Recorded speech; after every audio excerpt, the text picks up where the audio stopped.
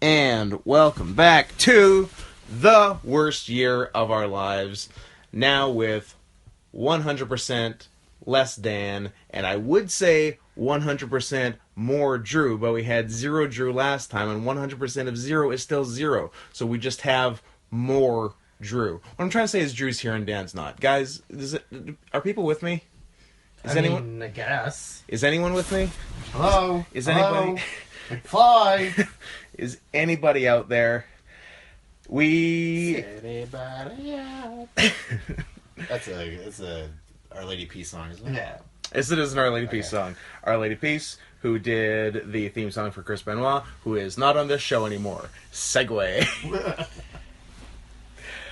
This is January 24th, 2000, WCW Nitro, coming to you from the brand new Los Angeles Staples Center, which looks like the not brand new ECW Arena somehow. I have never seen the Staples Center look smaller. And I think we discovered why. Well, we figured out how. They blacked out the entire top half of the arena. Because no one's buying tickets for nobody bought Nitro. those tickets. Yeah. So, it was weird and looked like that. So, yeah, things are... Business has finally taken the downturn for WCW, because, like even in 99, when things were bad, they still did alright business, but now even that is People are catching on. Yeah, the cat's out of the bag on how good WCW is. And it was obvious that people were catching on, because there was a sign in the front row that just said WCW sucks. Which is not as good as last week's sign, Stink Cock.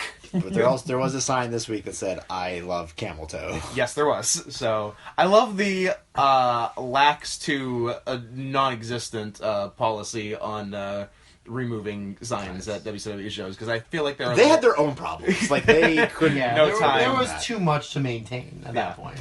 That's fair. So, apparently this was a tribute show to the late Bobby Duncombe Jr., which we found out just by reading the report afterwards, because there were 0 mentions, and I didn't even see a graphic up for him. I don't know if there was a graphic, just we didn't see it for some reason. Well, I mean, the way we were watching it, I mean, there might have been, just maybe it just didn't get on the cut. Whatever. Who knows? Bobby Duncombe Jr., not R.I.P. Who cares? Yeah, we only care about the old man. We're senior people. Yeah. More of a Kendall Windham man myself. Sure. The finest of the Wyndhams. Yes. So what the hell do we start with? I've already forgotten the show, so we start off with a match, I believe, between Psychosis and Kaz Hayashi, and with Hoovy at ringside doing as the juice, yeah. Which I totally forgot about. Yeah. I remember describing this match as one man who's clearly trying to have a good match, Kaz Hayashi, and 2 men who are just there because they're getting paid to be there. Yeah. It was a sloppy piece of work. It was not as good as Psychosis' match last week against Kidman, which was legitimately pretty good. Yeah. It was still okay. It was probably still one of the better matches on the show. Yeah. But yeah, there was some weird sloppiness. The only highlight I can think of is Kaz Hayashi doing a cartwheel dive over the top rope. Landing on one foot and staying up. Yeah, it was great. Well, there was also Psychosis whipping him to the ropes, and Kaz just like... But it wasn't even so much a whip. It was kind of like a gentle push. Yeah, and Kaz like going over the top to the floor. Yeah. And then there was when he did like the spinning back kick. Oh, and he clocked him, and then supposed to duck. Because Psychosis was supposed to duck. Psychosis fucked it up. Yeah, but it was okay. But it was. Both guys have better in them. Then we went to The Wall squashing Kid Romeo. That's right. Probably Kid Romeo's WCW TV debut outside of Saturday Night. Probably. Yeah. Very young. Yeah, I sleek. I didn't smooth. real sexy. Keep going. Say it slower. Yeah, because I don't remember him showing up on like Nitro and Thunder until like much later in 2000. But here we are. He was in I can't remember if it was the 2000 or 2001 Best of the Super Juniors in New Japan. Oh, interesting. Which was a weird addition, but what are you gonna do? Somebody obviously made a call. Yeah. So hey, this kid's acceptable. Use him. He is acceptable, I guess.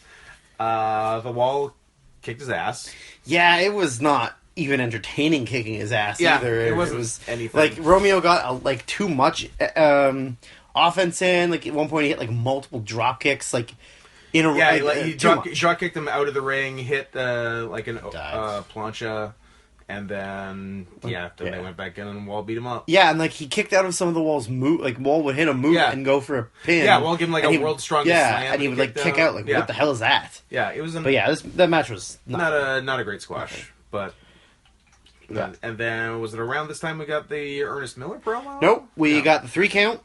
That's right. Ah, It was Norman Smiley versus Shannon Moore, which was a fine match. It was fun. I enjoyed it. Like I enjoyed it much more than I thought. Shannon Moore used to like be a pretty hard worker. Like Yeah. he was going for a lot of Gusto. stuff in this. God, I really miss Ink Ink. Yeah, R.I.P. Ink Ink. We miss them almost as much as Bobby Duncombe Jr. Yeah. I'm trying to remember some stuff that happened. There, what did they do? They did like a wheelbarrow into Norman spanking him. Yeah. And then, they did a cool wheelbarrow into like slide around sideways into a sunset flip. Yeah. And they did it pretty well. Yeah, that looked good. There was also a very terrible ref spot. There's two. Yeah, there's 2. Yes. There's one really, really bad one. Oh no. Yeah. Yeah. Where, they're on the outside, right? It's basically 3 count. The rest of the 3 count distracting the ref, and then the guys. It's like I think it's Shannon Moore distracting the ref, and then Helms and Courageous would get on.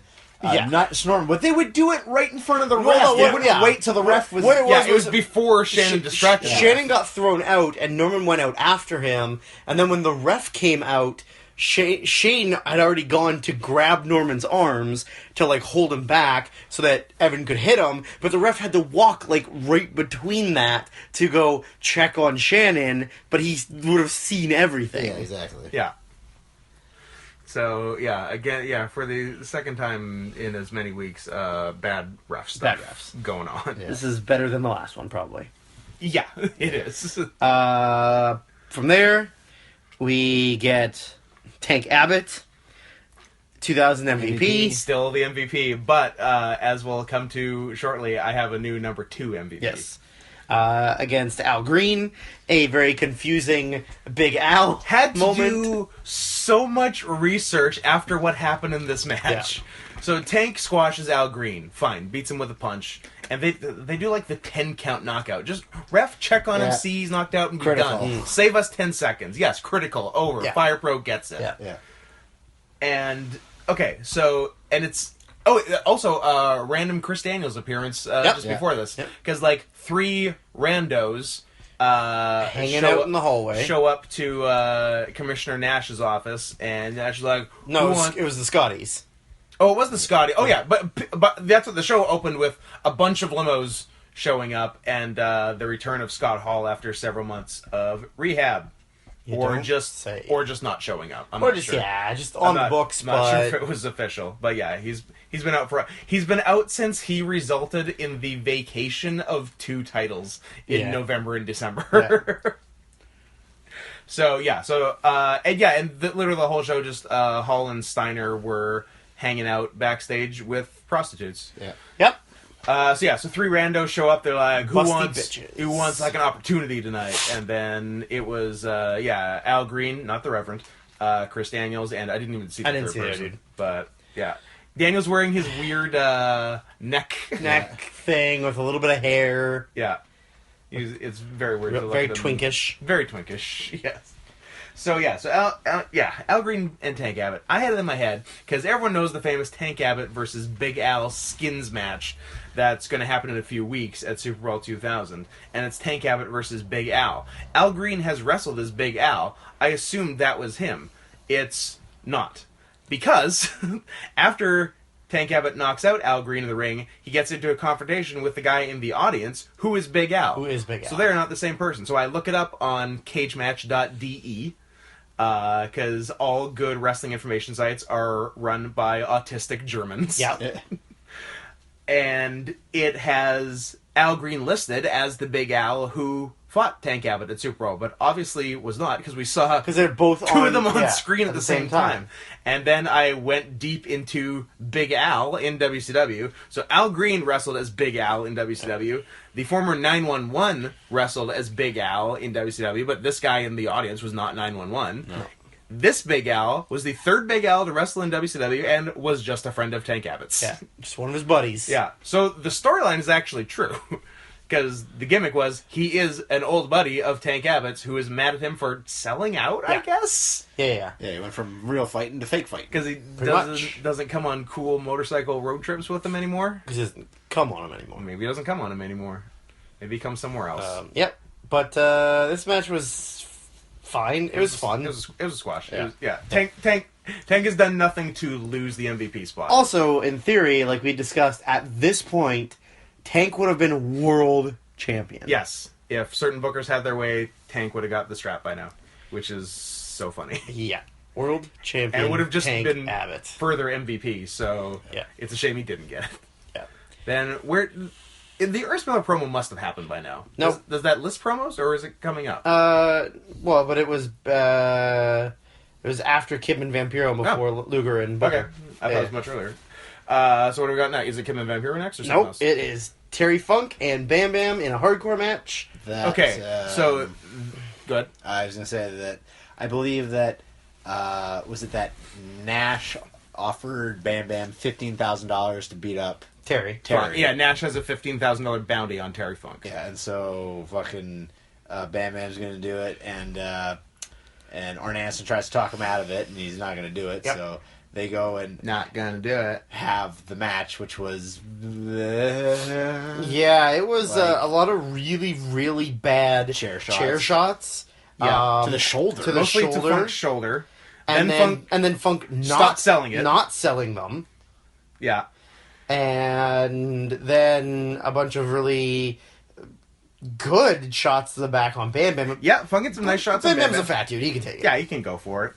And then Finlay and Brian Knobbs interfered against Bam Bam, even though when last week, Bam Bam was feuding with Kanyon. No mention of Kanyon on this show. No. So that maybe Kanyon died earlier than we thought. Maybe he died in the early 2000s. So the finish wasn't a bad idea, actually. It sort of a bunch of people were down in the ring, including Brian Knobbs with a chair. Bam Bam goes up top for the flying headbutt on Funk, and Knobbs puts the chair there, so Bam Bam smacks the chair, and then they put Funk on top, and Funk wins. Hurrah, hurrah. Yay. I learned from this match that last week, clearly the airline lost Bam Bam's gear, because Bam Bam wasn't just full-on Bam Bam gear tonight, like fire bodysuit, wrestling boots, as opposed to last week, black tights, cut-off black WCW Mayhem t-shirt, and wrestling boxing shoes. Yeah. None of which must have belonged to him. He must have just not had any of his gear there. So, and anything else happened in this match? Nope, that was pretty much it. Afterwards, Funk is like, Kevin Nash, you have to kill me if you want to get rid of me. It's a flawless impression. I'm going to be a thorn in your asshole. No, their side.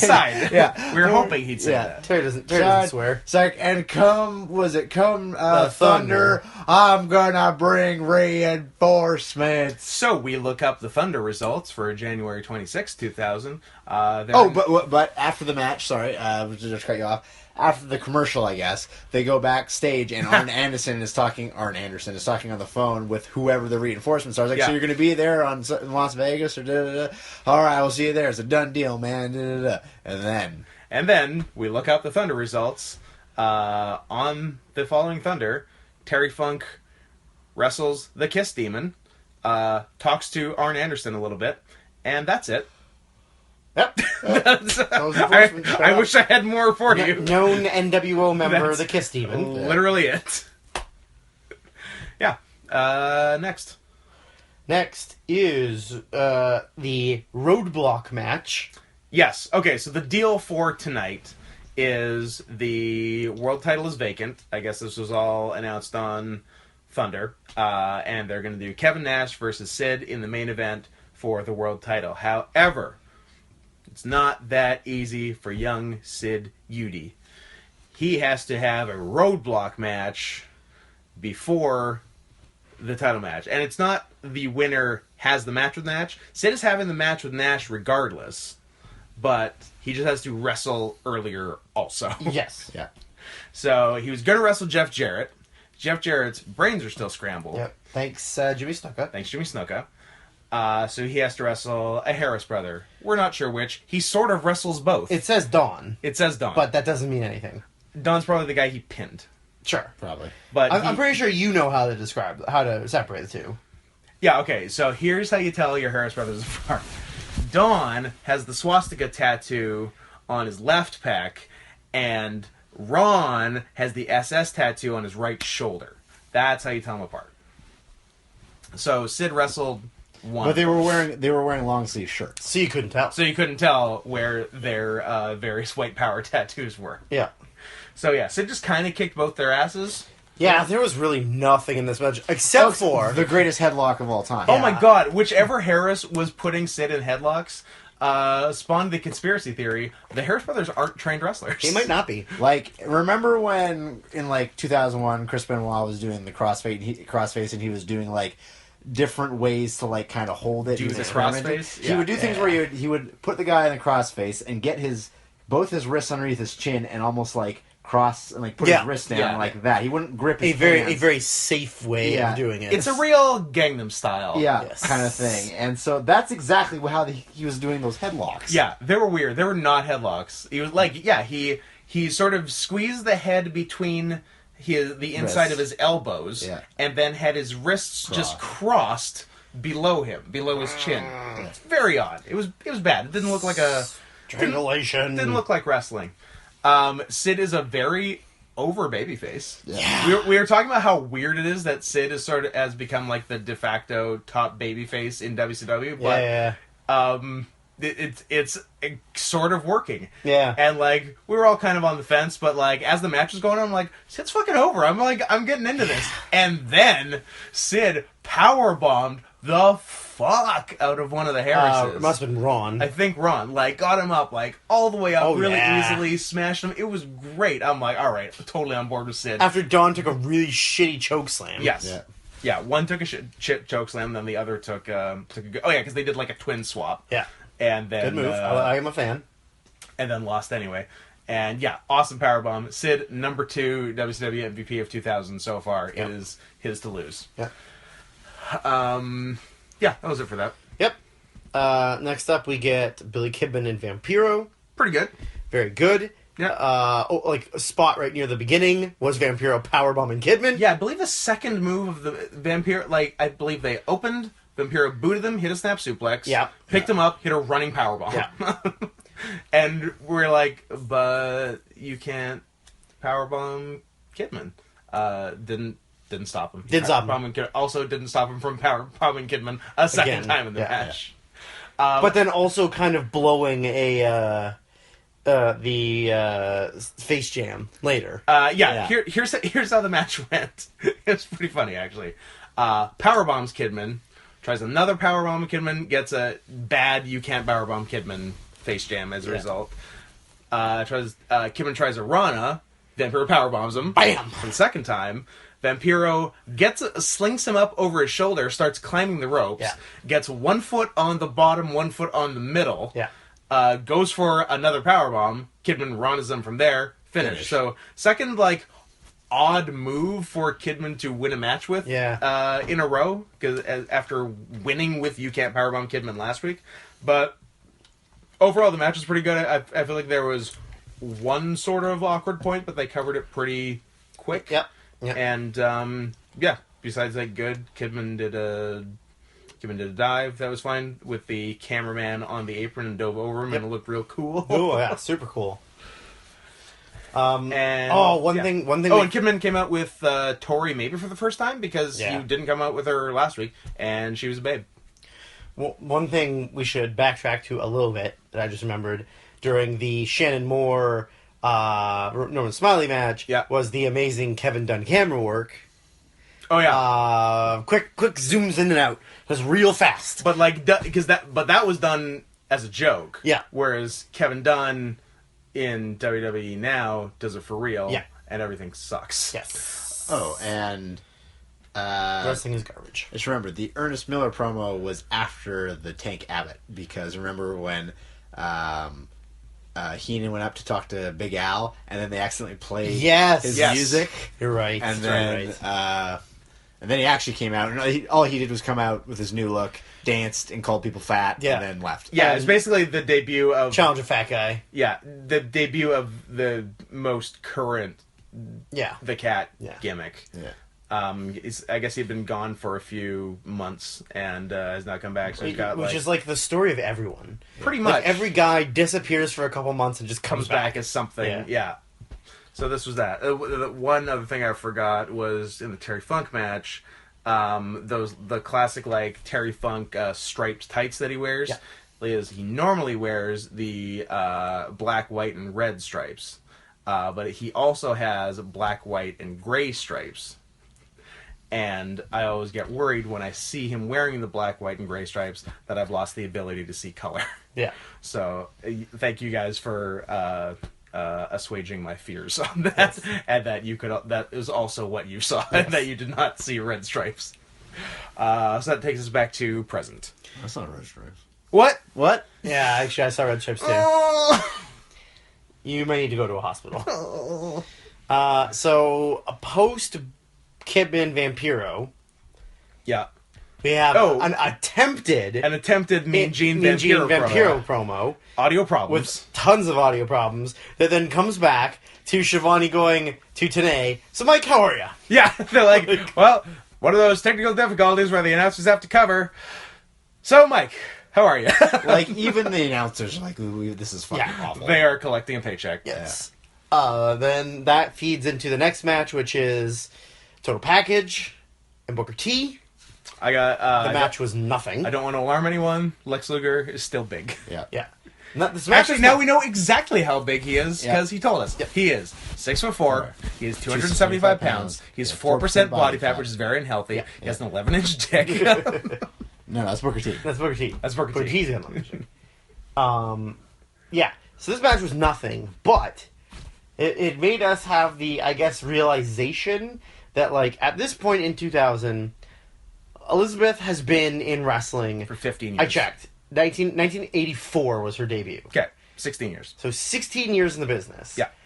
There is nobody that, and not only in the business, but like a main focal point at like one of the hottest times in wrestling. Yeah. You know, she was involved in a huge storyline with the two biggest stars, and now she's been in WCW for a while, and like there is no one that looks more petrified or terrified to be in the ring. Never developed a personality ever. She's always scared. She constantly looks like she's in a hostage video. Yeah. She doesn't want to be there. Doesn't look like she even knows how to talk on the mic. And it's even worse when WCW makes her a heel, which she currently is. Because she's even worse at that than being a face. At least as a face, she can just be damsel in distress. Yeah. But she's not even that now. Yeah. It makes me sad every time I see Elizabeth. Yeah. She's it's real sad. And then to combat the sadness, she died young too, so great. Yeah. This match, I don't really remember anything great happening other than Booker took most of the match. Booker took most.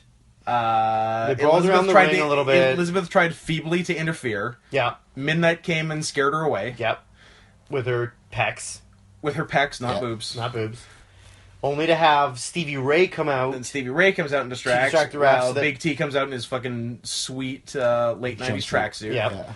And hits him with presumably a slapjack or anything, a comb. And then Luger puts him in the rack. Luger racks him and he's out. Wins. Carry on. Yeah, and then after the match, because Luger at the beginning of the match had cut a promo about Sting being a coward and being at home and being afraid to face him. Yeah. And then we get like a lights went out, Sting's music played. A weird Sting vignette where he's standing. Cowardly butt. Yeah, he's Cowardly butt. He told him to get his cowardly butt out there, and I noted that the cowardly butt was one of the axed characters from the Wizard of Oz.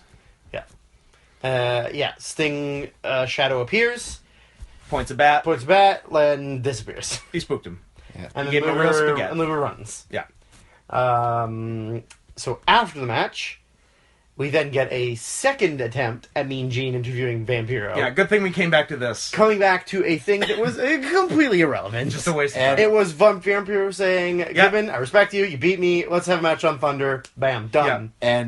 And Mean Gene like, oh, I apologize for about technical difficulties. I think the WWF was trying to sabotage my microphone. I'm like, fuck you. I don't think the WWF really cares about you guys at this point. No. You are so irrelevant right now. I think they're just about double their ratings right now. Seems legit. I think they're doing about 5 point somethings to like high 2 point somethings. Yeah. And what's so funny is like those high 2 point somethings that WCW was doing were considered like abysmally terrible numbers. Yeah. That's exactly what Raw is doing now. Yeah. With no competition. With nobody to compete with. Yeah. So times change. Yep. Times change. Wrestling changes. Everyone's gay. Everyone's gay. That's what we learned. So follow up after that amazing promo, we get technically our semi-main event, which was the Mamalukes of Big Vito and Johnny the Bull against Finlay and Brian Knobbs. Yeah, so apparently between last week and this week, the Mamalukes won the tag titles. Must have been on Thunder. Because last we saw it was Flair and Crowbar. We did get to see Flair and Crowbar in this match, because before the match, Flair, Crowbar, and Daphne came out, kicked out the announcers to do their own commentary, and we thought to ourselves, this is gonna be rough. Little did we know, fucking Crowbar is the unsung announcer of our time. Yeah, he's great. He was really good. David Flair and Daphne were atrocious. They were so bad. David Flair might be retarded. Wrong son died. The wrong son certainly died. This we can't even argue on. But I think David might have also been doing heroin. He just didn't die. Very possible. Because he was, no good. And Daphne just screams and fucks people. Yeah. So remember the promo where Taker went to Tough Enough and then beat up David Flair? Yeah. That was pretty good. So they had a tag title match between Mamalukes and Finlay and Knobbs. Who gave a shit? Yeah, they had a match. David Flair got up and danced on the announce table at one point. Yep. It will never stop infuriating me that David Flair carries a crowbar and Crowbar carries a pipe, but I think that's the joke. I don't like it. It bugs me. It bugs me a lot. It might not even be a joke. It might just be WCW being too dumb to realize. Forgot. Or not knowing which one is a crowbar. Or not even caring. Yeah. So Flair and Stacy Keibler and Standards and Practices were there just watching and not doing anything again like they've done for the past several weeks. Then Daphne kind of scared her off by screaming, and that was that. I'm trying to kiss her. I wish. Maybe trying to kiss her. The finish of the match came where Finlay was sort of dominating on Vito, and then Knobbs threw a chair into the ring right at Finlay, it hit Finlay. Yep. And then Vito hit a swinging DDT and pinned him, and they retained the titles.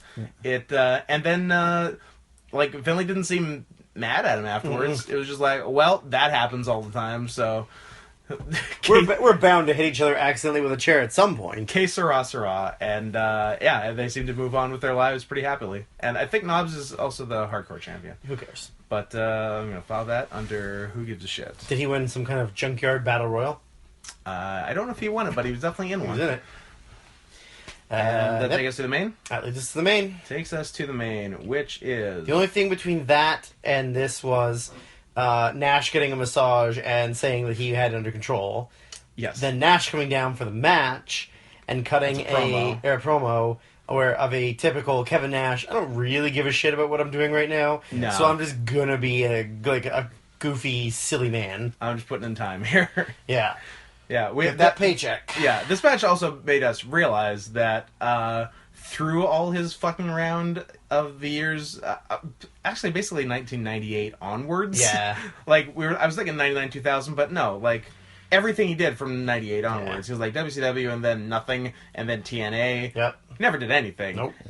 He really preserved his body, besides, like, his quad falling off sometimes. Yeah, but that wasn't necessarily him. But, well, like, actually, that's not true. There was that one time that CM Punk storyline turned into him and Triple H. Yeah. That was... Hey, had to work hard.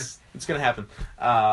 But yeah, he's in totally fine shape now. He saved his money. Yeah. He's doing great. And all his friends are physical and mental wrecks. Yep. Yeah. So good for you, Kevin Nash, I Yeah, guess. good work, Big Kev. Yeah, the smartest jerk in wrestling. Yeah. Yeah. Anyway, so he comes out and decides that because he does a powerbomb, Sid does a powerbomm, Gonna outlaw the powerbomb. they're a super dangerous move, and then Yeah. he gives a quick little shot at the camera. This is not that dangerous, it's wrestling. And like that never came up in the match. They just neither guy did a powerbomb. Sid was going for one when Jarrett came down. Right. Okay. Yeah. But, so he outlawed the powerbomb, and if Sid did a powerbomb, then he would lose the title immediately, and Nash would be champion. Nash definitely kept referring to himself as your commissioner, big sexy Kevin Nash. Yes. Multiple times. Gotta get that phrase over. It's the phrase that pays. The match was interesting. Yeah. Definitely started out with Sid going for a, scoop slam. But but weird stuff. Poorly timed. yeah. Didn't go well. But they just kind of stood there for a couple seconds. Yeah, Nash was expecting him to, do something. Yeah. go quicker or something. Eventually, they sort of got their bearings, and Sid gave him a bad body slam. And hit a leg drop, which I don't know if that was a tip of the hat to Hogan. I don't know. Who hasn't been on the show in months or what. But then they fought some more. And then Nash actually did some work. Nash did some work. I guess when you're going to be the champion, spoiler alert, you need to do some work. So, yeah, and then that leads to referee bump. Ref bump. You don't say tomfuckery in an NWO match? Yeah. Who would have guessed? Before the ref bump, Nash gets Sid in a sleeper hold. Oh, yeah. Nash is a trained wrestler. It looked like a sleeper hold, not like what a Harris brother does. Yep. Ref lifts Sid's arm up once, it drops. Lifts it up twice, it drops. Lifts it up 3 times. What happens on the third time? It drops all the way down, and then he puts his other hand up. Shoots it up. Shoots it up. Guess what, dum-dum? You lose. You lost to a sleeper from Kevin Nash. But the match continued. There was a ref bump. Sid was in control, going for a powerbomb on Nash. Jeff Jarrett runs in with a guitar. Yeah.